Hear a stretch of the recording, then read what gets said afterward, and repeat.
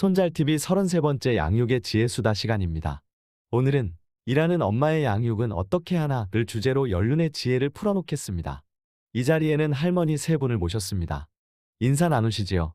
안녕하세요. 저는 손주가 넷이고 딸들이 교사인 전경옥입니다.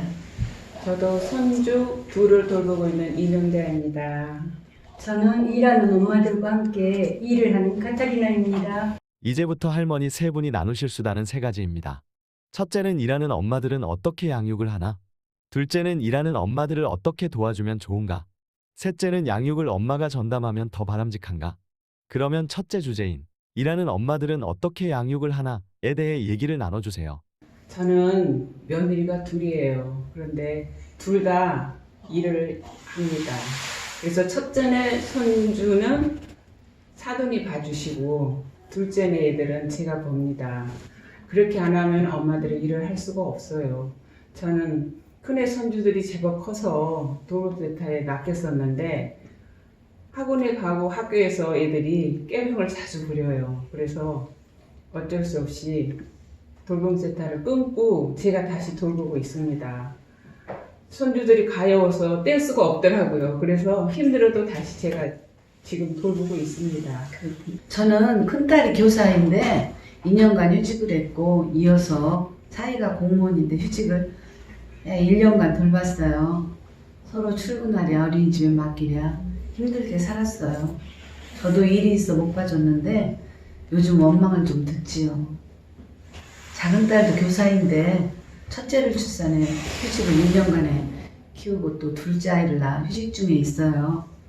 다행히 시집이 곁에 있어 도움을 많이 받죠. 무엇보다 사이가 자영업을 하면서 큰 몫을 해주니까 훨씬 수월하게 키우는 것 같으네요. 할머니가 도와주는 집은 문제가 없어 보여요. 저는 아이를 낳고 군인인 남편을 따라서 정근을 40여 번을 했어요. 직접 육아를 했지요. 친정과 시댁이 아주 멀리 지방에 있었기 때문에 도우미 조력을 받기는 했어도 거의 직접 키웠어요. 제가 유치원에서 아이를 가리키면서 누구보다 아이를 더 잘 키우고 쉽게 키우리라 생각했는데 직접 해보니까 역시나 힘들더라고요. 같이 일하는 엄마들 보면 역시나 힘들어해요. 일을 하면서도 신경이 쓰여서 일에 몰두하기 힘들어하지요. 전문 돌봄 도우미가 있어도 외국인 같은 경우는 신경을 많이 써야 하고 집에 CCTV를 설치해 놓고 수시로 점검을 하는 분도 계시더라고요. 아, 그렇겠네요. 다음 주제는 일하는 엄마들을 어떻게 도와주면 좋은가에 대해 얘기 나눠주세요. 양가 부모님이 돌봐주시면 최고라 생각해요. 그렇죠. 힘들어 하시지만 손주 사랑에 빠지면 힘든 줄 모르고 하시는 것 같아요.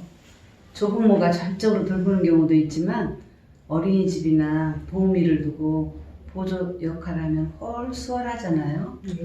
부모님 입장에서 보면 안심할 수 있어서 좋을 거고요.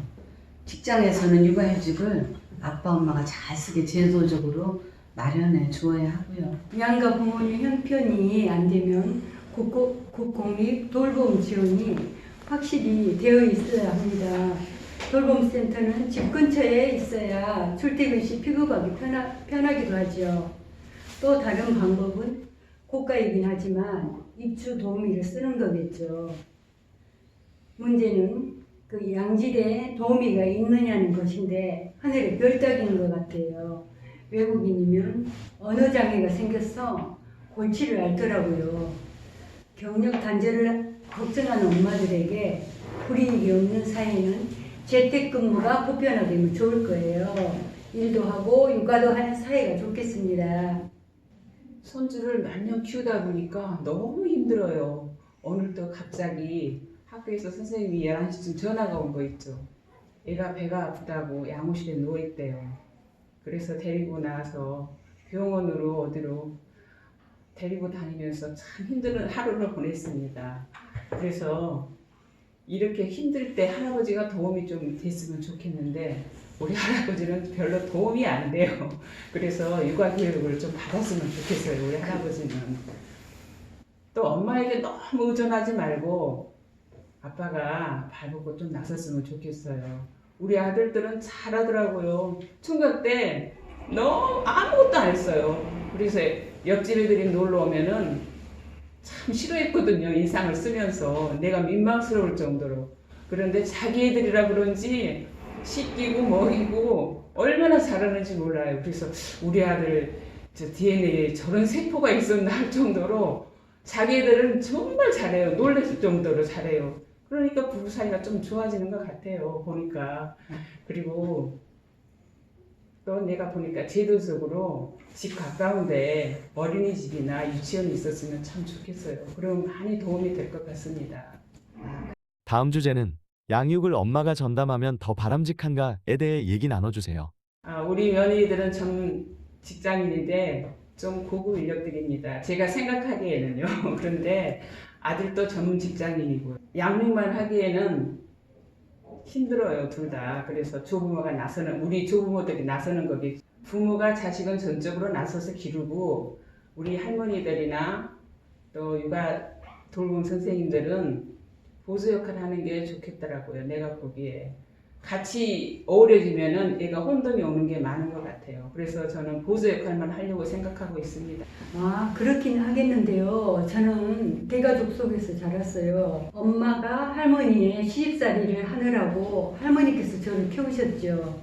그런데 전문 보육시설이 좋은 점이 많기는 하죠.